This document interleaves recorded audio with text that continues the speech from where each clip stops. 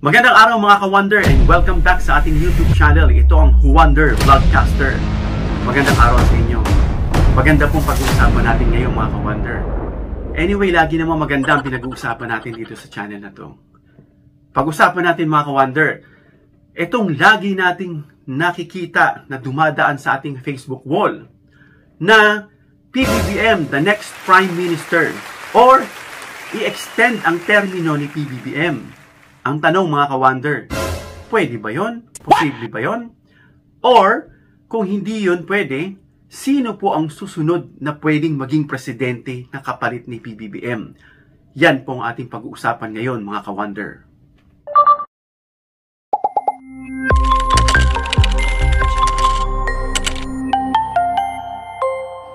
Wonder Vlogcaster.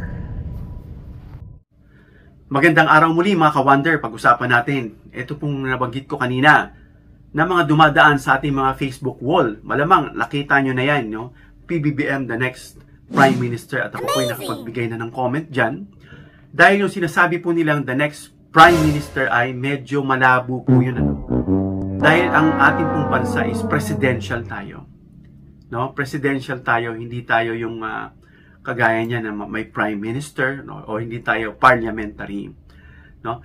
Yan po ang nakasaad sa ating 1987 Constitution. At yung termino naman na si PBBM ay extend daw yung termino niya. As far as I can still recall, no, based dun sa aking stock knowledge, is wala po ako nakikitang ganung provision gaya ng parliamentary sa ating batas na pwedeng i-extend, no? So, kung hindi man yun pwede, si Amy Marcos pwede ba? I'm sorry, si Irene Marcos pala. Siya ba ay pwede? But Irene Marcos, among all the siblings ng Marcoses, she is the only one that doesn't hold any public office. What? Hindi siya kagaya ni BBM at ni Amy Marcos na nag-hold ng public office. Political, hindi po. So, pero sa kumakalat na nakikita natin sa ating social media, meron pong interview at parang kinakalat nila na pwede itong si Irene Marcos na meron naman siyang katalinuhan eh. At actually si Irene, based sa I can still remember, siya po nag-aral sa Princeton, ano, graduate siya ng isang degree, no? Kasi medyo yung buhay po nila is medyo hindi po nadi-disclose. Dala po yan ng mga epekto noong araw ng paninira sa kanila at ano-ano mang bagay. No? So, si Irene Marcos, ayon sa kanyang interview, panoorin natin mga ka-Wonder. Tapos doon tayo magbigay ng opinion bago natin pag-usapan kung posible pa na maging Prime Minister o ma-extend ang termino ni PBBM. If people know about this and know about the necessity for growing our food in a natural way instead of the chemicals that we tend to use, then we would not only add to biodiversity but also to the food supply in the future. So yun po yung sinabi ni Irene Marcos na nakababatang kapatid. Ano? She was talking about the food supply. Ano? Na hindi lang tayo magre-rely sa mga chemicals, no, para yung food na yung mga crops na yan na kumbaga napapalago through chemicals, dapat in a natural way. So kailangan ng food supply, yung sinasabi niya. So sa nakikita natin, medyo may alam naman siya sa ekonomiya. I'm sure may alam din siya sa politika, hindi lang siya sumasaw. So may mga ganyan kasing tao no, at out from there, sa nakikita natin, kung wala na talaga tayong makita na ipapalit, no? Alam ko marami dyan. Pero kasi yung tinitignan natin may mga bahid din yung iba.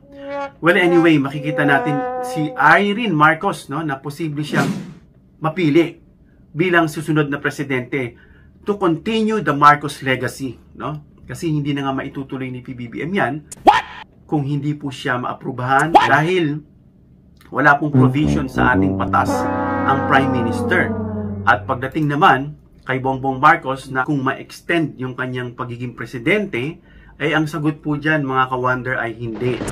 Bongbong Marcos cannot legally extend his presidency. Kasi bakit? Wala pong provision yan sa ating 1987 Constitution. Hindi po ako lawyer Disclaimer po. Pero I do a lot of research. Of course, way back in college, meron tayong Philippine Constitution, yung 1987 po. At yun po sa 1987, wala pong provision na ganyan. Kung mapagbasihan natin ang Article 7, Section 4, no? Na sinasabi, the President shall not be eligible for any re-election. So, in other words, yung sinasabing extend, yung termino ay hindi po yan po pwede. Ngayon, yung nakikita naman natin na laging nagpo-post sa ating Facebook wall, PBBM, the next Prime Minister. Hindi rin po yan posible, no? Kasi bakit? Wala po kasing nakaprovide o hindi po yan provision na 1987 Constitution. Kasi hindi po tayo parliamentary. Tayo po ay presidential, no? So, ibig sabihin, hindi po pwedeng maging Prime Minister si PBBM. So, paano po ang gagawin natin? No, kung pwede, paano ba siya maging Prime Minister? Yun pong tanong. So, para maging Prime Minister si Bongbong Marcos, kailangan daw baguhin natin yung alin? Yung ating form of government. Shift from presidential to parliamentary. Ibig sabihin yan, mga ka-wonder, babaguhin natin yung ating constitution. So, sa tatlong paraan. Una, yung sinasabi nilang Constitutional Convention o yung CONCON na sinasabi, no?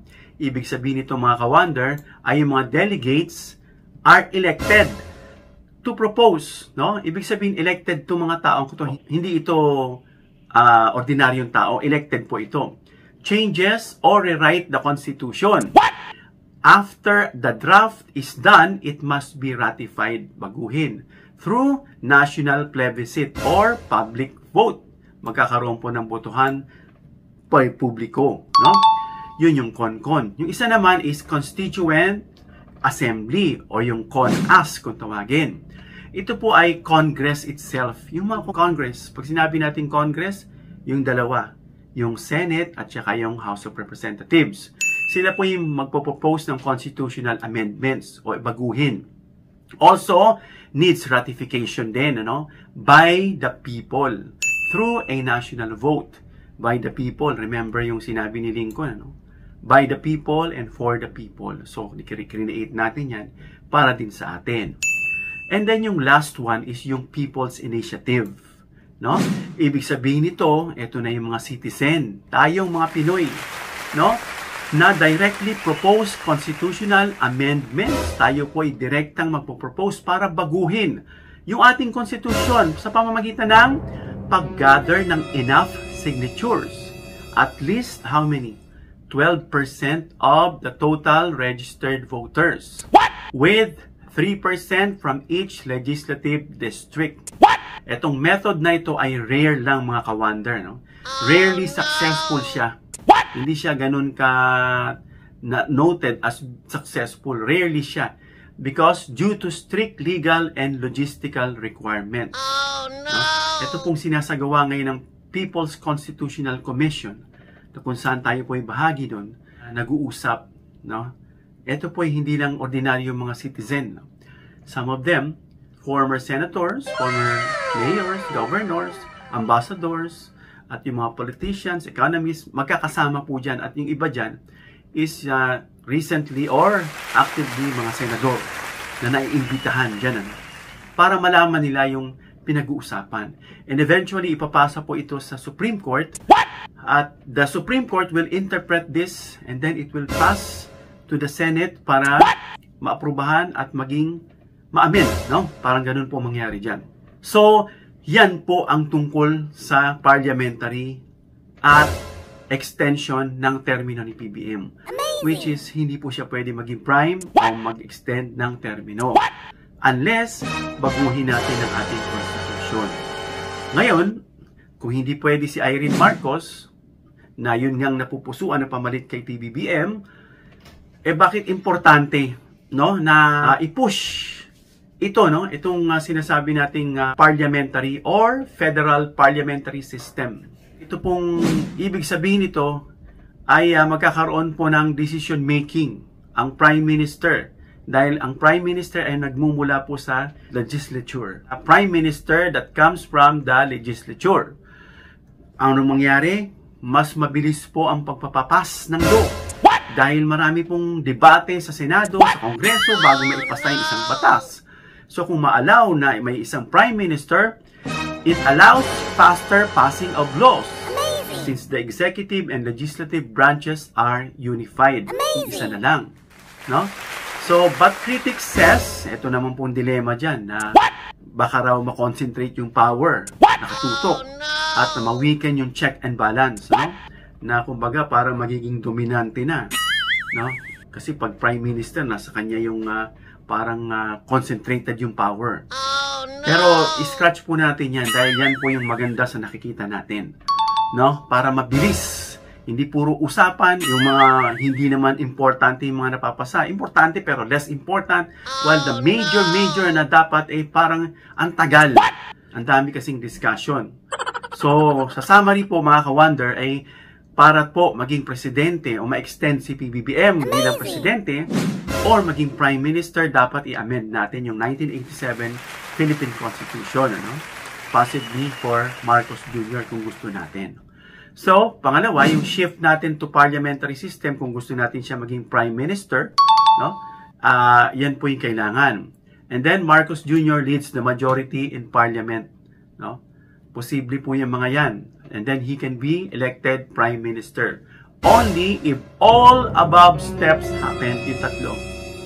Amend yung constitution, shift to parliamentary system kung gusto maging prime minister, and then leads the majority in parliament.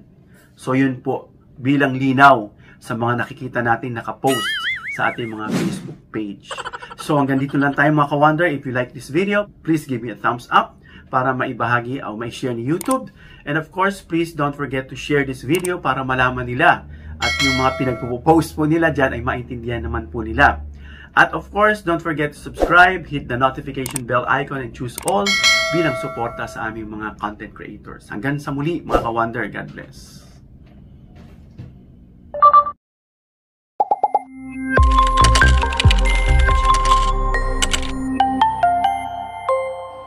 Wonder Vlogcaster.